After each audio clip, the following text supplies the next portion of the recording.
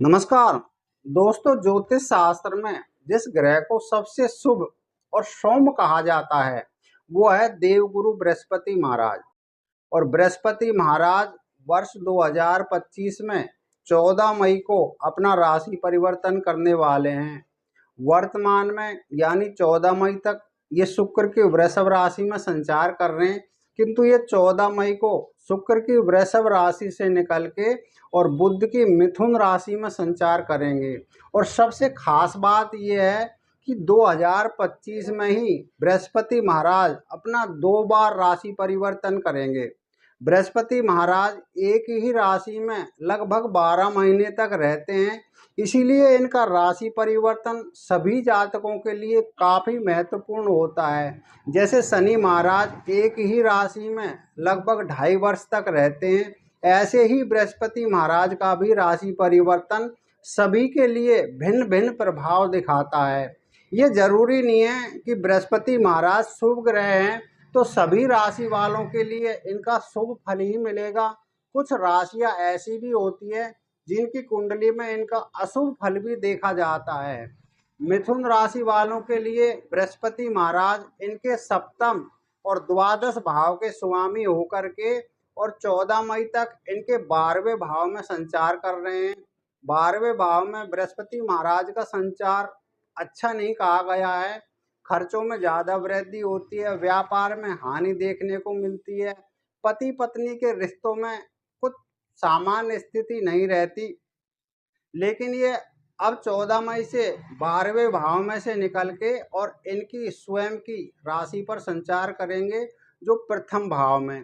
और प्रथम भाव में भी ज्योतिष शास्त्र का मत है कि आपको राजकोपो अपयशो हानि, सरकार की तरफ से परेशानी उठानी पड़ सकती है, अपयश आपको मिल सकता है। आप कितना भी अच्छा कार्य कर लो लेकिन उसका आपको यश नहीं प्राप्त होगा। व्यापार में हानि के योग बनते हैं। रूढ़ योगस्य विरोधकम, सभी व्यक्ति आपके विचारों का विरोध करने लग जाएंगे। बुद्धि भ्रंशो भाग्य हानि, ऐसी स्थिति में आकर जब प्रथम भाव में बृहस्पति का संचार होता है तो क्या होता है कि दिमाग काम नहीं करता, किसी भी चीज का उचित निर्णय नहीं ले पाते हम।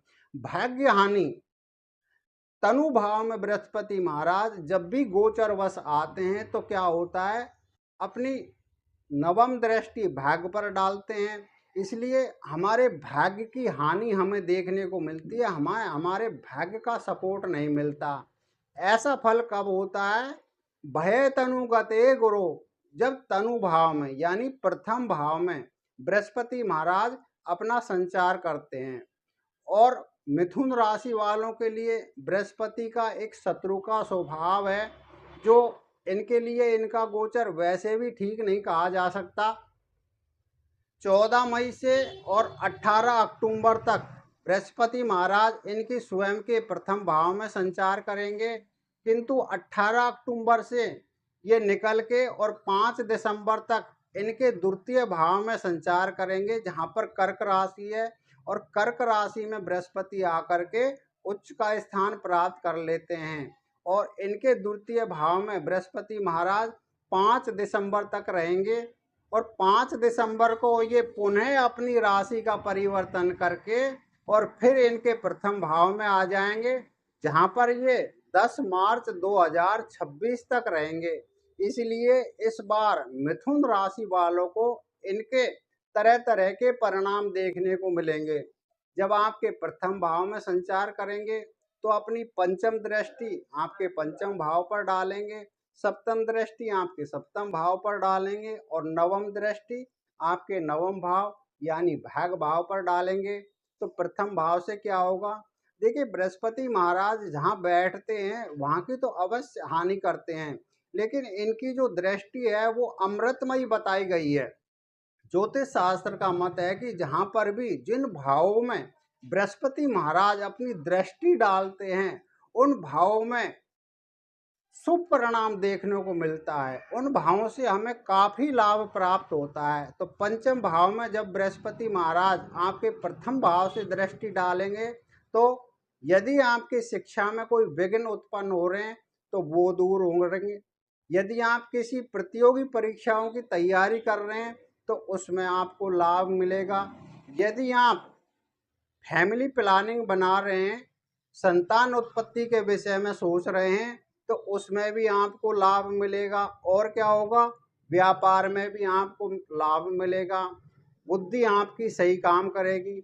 और सप्तम भाव पे जब अपनी सप्तम दृष्टि डालेंगे, जहाँ पर इनकी स्वयं की धनु राशि आती है, तो यहाँ पर भी आपको शुभ परिणाम देखने को मिलेंगे। क्या होगा, जिनका अभी तक विवाह नहीं हो पा रहा था, रिश्ते आ रहे थे, टूट जा रहे थे, तो वो इस गोचर के दौरान आपका विवाह के योग बनेंगे, जो प्रबल योग बनेंगे।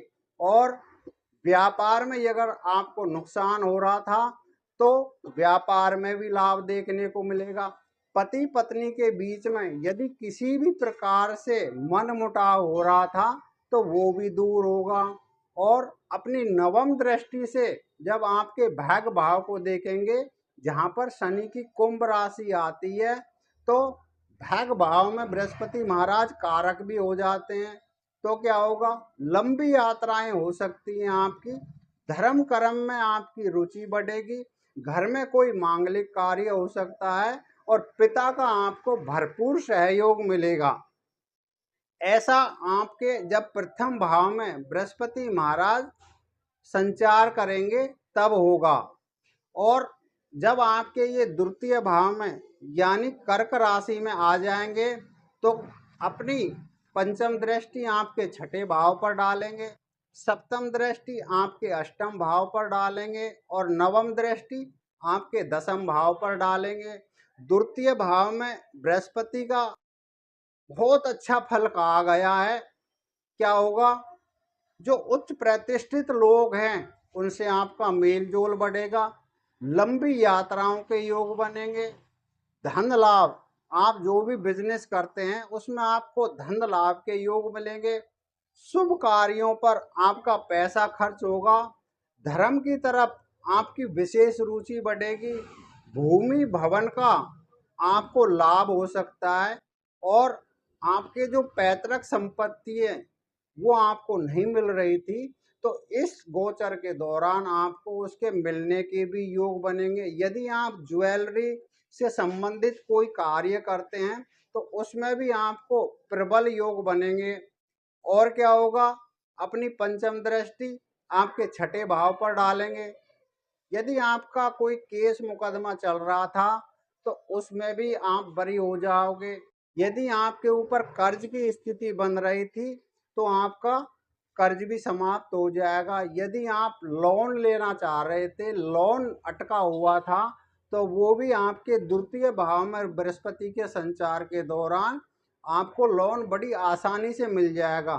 जो स्टूडेंट है जिन्होंने काफ़ी तैयारी कर रखी थी लेकिन नौकरी का उनको योग नहीं बन रहा था, तो आपके द्वितीय भाव में बृहस्पति के संचार के दौरान यदि आप फॉर्म अप्लाई करते हैं या नौकरी की तलाश करते हैं तो इस समय पे आपको अवश्य नौकरी मिल जाएगी।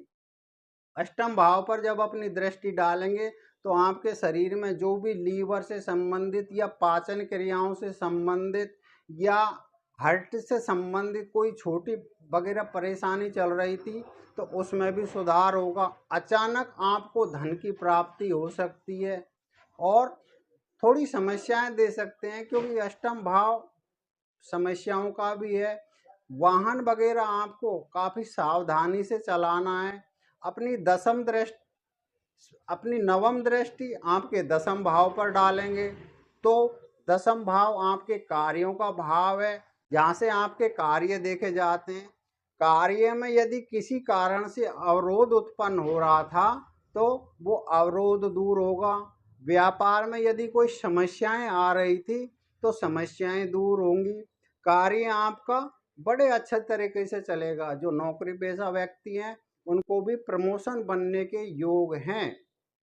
तो प्रिय दर्शकों, ये था बृहस्पति का राशि परिवर्तन जो मिथुन राशि वालों के लिए कैसा रहने वाला है। मिथुन बुध की राशि है जो बृहस्पति महाराज से अपना शत्रुता का स्वभाव रखते हैं। लेकिन बृहस्पति महाराज देवगुरु हैं, वो गुरु हैं। उनका किसी से कोई शत्रुता का स्वभाव नहीं है, वो सबको एक जैसे समझते हैं और जहाँ पर भी वो जाते हैं वहाँ उनको अच्छा परिणाम ही देते हैं। किंतु कुछ लग्नों के अनुसार फलों में त्रुटि उत्पन्न हो सकती है। वो डिपेंड करता है कि आपकी जन्म कुंडली में बृहस्पति महाराज की स्थिति क्या है, आपके ऊपर किन ग्रहों की महादशा चल रही है, उसके अनुसार भी आपको फल मिलता है। और यदि बृहस्पति महाराज से संबंधित आपके जीवन में कोई कष्ट आ रहे हैं, आपको शुभ परिणाम नहीं मिल रहा है, तो क्या करना है? प्रतिदिन गाय को चने की दाल भिगो करके अपने दोनों हाथों में रख करके और खिलानी है। और मंदिर में एक लाल कपड़े में दाल बांध करके पोटली बना करके प्रतिदिन 43 दिन तक आपको, यदि किसी भी धर्म स्थान में रखेंगे तो आपके बृहस्पति महाराज के जो अशुभ परिणाम है वो दूर होकर के और आपको शुभता देखने को मिलेगी। साधु सन्यासियों का बिल्कुल अपमान नहीं करना है, अपने से बड़े जो हैं उनका सम्मान करना है।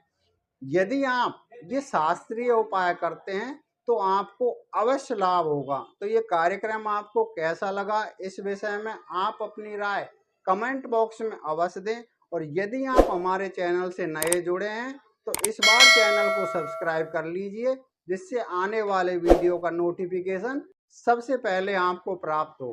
तो अगले कार्यक्रम में आपसे हमारी फिर मुलाकात होगी, तब तक के लिए आज्ञा दीजिए। नमस्कार।